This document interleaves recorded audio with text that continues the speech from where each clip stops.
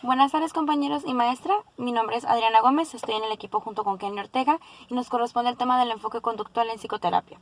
El video va a estar dividido en dos partes.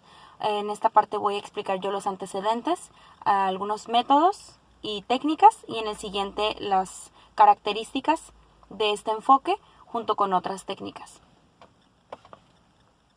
Este método surge hacia la mitad del presente siglo como una alternativa revolucionaria para la salud mental. Aparece como una revolución frente a los modelos explicativos y procedimientos de intervención y a la vez como un movimiento científico como respuestas más eficaces a las demandas sociales. Es una alternativa innovadora, válida y eficaz para aportar soluciones más eficaces a los problemas actuales. Uno de los antecesores que tenemos en el método del conductismo es Bruce Watson.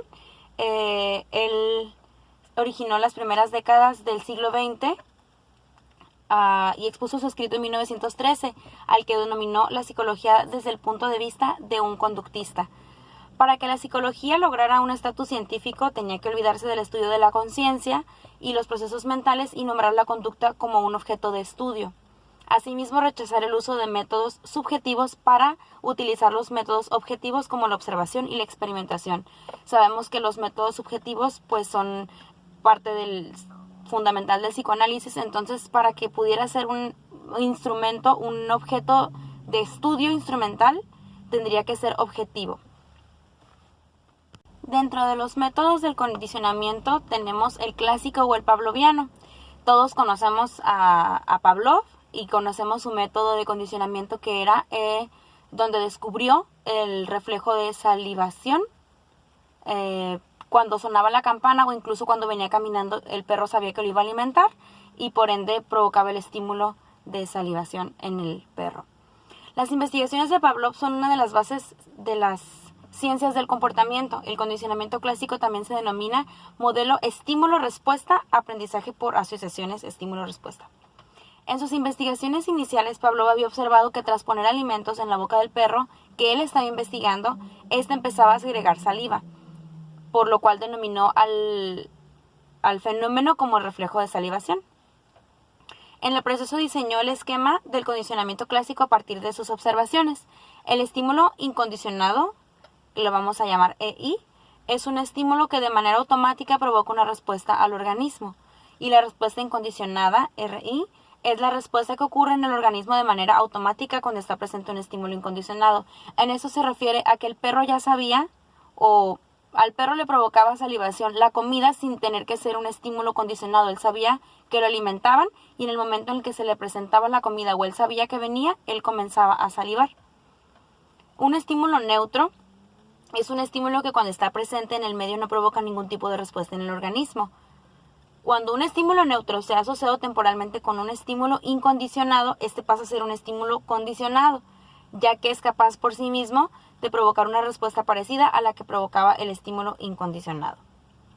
La respuesta condicionada es la respuesta que aparece al presentarse solo el estímulo condicionado, es decir, si condicionamos la comida como un estímulo, él va a tener una respuesta condicionada a ese estímulo.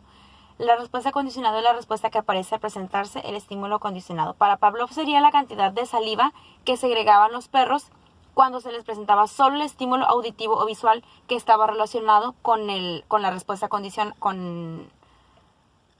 el estímulo condicionado, Generalmente, la respuesta condicionada es más débil que la respuesta incondicionada y tiene mayor latencia, es decir, que tarda más en darse una vez que el estímulo ya está presente.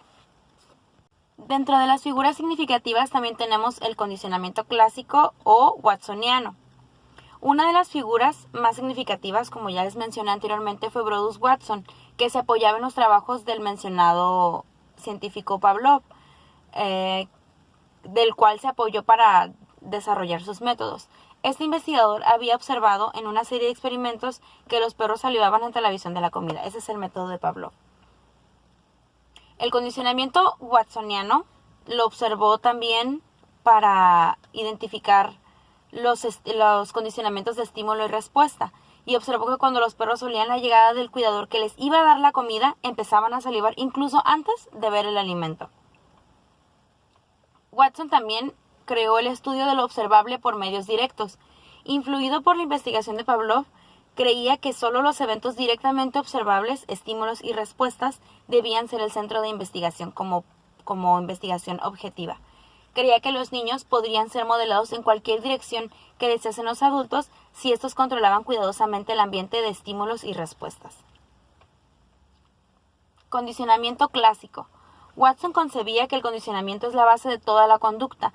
Para explicar esta idea adoptó un enfoque genético.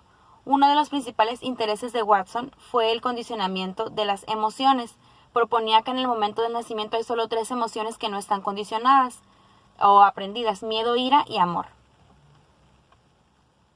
Watson y el condicionamiento de las fobias. Su objetivo era condicionar el miedo a las ratas blancas. Para esto, pues muchos conocemos el experimento de las ratas y el niño.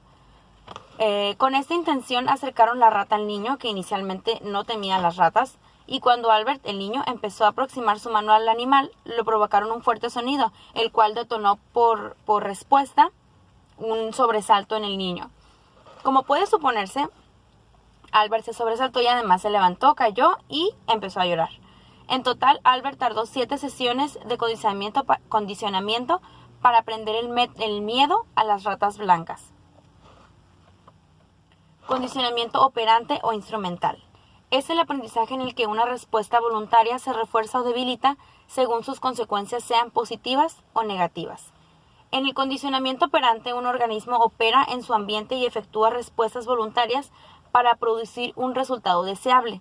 Los organismos tienden a repetir las respuestas que se acompañan de consecuencias favorables. Es decir, si nosotros realizamos una acción y se nos aplaude o se nos refuerza positivamente, la conducta o la acción que realizamos previamente se va a reforzar cada vez más, y cada vez que la realicemos vamos a buscar un tipo de reforzador o de agradecimiento por haber realizado dicha acción. Los elementos del condicionamiento operante son el reforzador, que es cualquier acto o estímulo que sigue una conducta y que aumenta la probabilidad de que se repita en el futuro. Un refuerzo positivo. Aquí muchos entramos en controversia porque hay 2 tipos de refuerzos, el positivo y el negativo. El positivo es un objeto, evento o conducta que incrementa la frecuencia de una respuesta.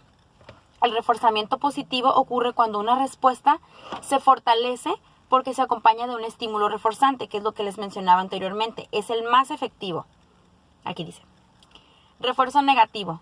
Se produce cuando una respuesta se fortalece porque se acompaña de la eliminación de un estímulo aversivo o desagradable. Quitamos algo que no le gusta para que se refuerce una conducta positiva. El castigo. En términos generales podemos decir que el castigo reviste de cualidades principales que a su vez lo diferencian del refuerzo positivo y negativo. La efectividad depende de la mayor cantidad de recompensa, mayor esfuerzo realizado. Entre el esfuerzo y la conducta reforzada debe haber una proximidad temporal, y el nivel de motivación es fundamental en el aprendizaje. Dentro de las técnicas de la intervención conductual, tenemos el reforzamiento positivo, que ya lo mencionamos actualmente, pero eso fue solamente un pequeño vistazo. Se asocia a la realización de una conducta con la obtención de una consecuencia agradable. Tipos de reforzadores positivos: primarios, secundarios y generalizados. Los primarios no requieren de experiencias de aprendizaje para funcionar como reforzadores: comida, bebida, contacto, etc. Secundarios. Adquieren su capacidad reforzante mediante la asociación con otros reforzadores primarios o secundarios, o mediante la asociación con la retirada de estímulos adversivos, que son los negativos. Los generalizados son reforzadores condicionados asociados con diferentes reforzadores primarios y o secundarios. Ejemplos son la aprobación, el afecto, atención, sumisión, dinero y los puntos en una economía de fichas. Reforzamiento negativo. Consiste en retirar, reducir o prevenir un supuesto estímulo aversivo o negativo, o terminar o prevenir la pérdida de un supuesto reforzador positivo, contingentemente a una conducta con el objetivo de incrementar a mantenerla. Pueden distinguirse 2 clases de reforzamiento negativo: la evitación y el escape. Consiste en presentar un supuesto estímulo aversivo o retirar un supuesto reforzador positivo contingentemente a la no emisión de una conducta. Escape. Consiste en retirar o reducir un supuesto estímulo aversivo o terminar la pérdida de un supuesto reforzador positivo contingentemente a una conducta con el objetivo de incrementarla o mantenerla. La extinción consiste en desaparecer totalmente una conducta. Se basa en suprimir el reforzamiento de una conducta previamente reforzada. No vamos a dar ni un estímulo negativo ni un estímulo positivo, simplemente se va a extinguir la conducta y pues ignorándola. Es un proceso muy lento, no se recomienda utilizar la extinción como una técnica si se desea que la conducta cese de forma inmediata, porque es largo y es más tedioso. Recomendaciones para aplicarla: ignorar aquellas conductas que consideramos negativas, prestar atención positiva a la conducta adecuada, o sea, reconocerla pero no premiarla, simplemente no ignorarla, no hacer lo que se hace para extinguirla.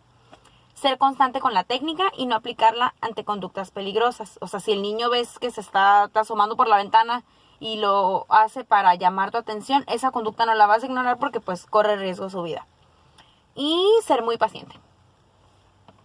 Por último, tenemos el castigo, que se basa en la realización de una conducta y su frecuencia está influenciada por las consecuencias que tenga dicha conducta. El castigo positivo: estímulo aversivo para el sujeto en la realización de una conducta determinada, haciendo del estímulo una consecuencia de su realización. Por ejemplo, un estímulo aversivo para el sujeto vendría siendo, no sé, que lo pongan a lavar los platos, por ejemplo. Eso es un castigo positivo porque le estás añadiendo algo que realmente no le es agradable. Esperemos que no le guste lavar los platos, ¿verdad?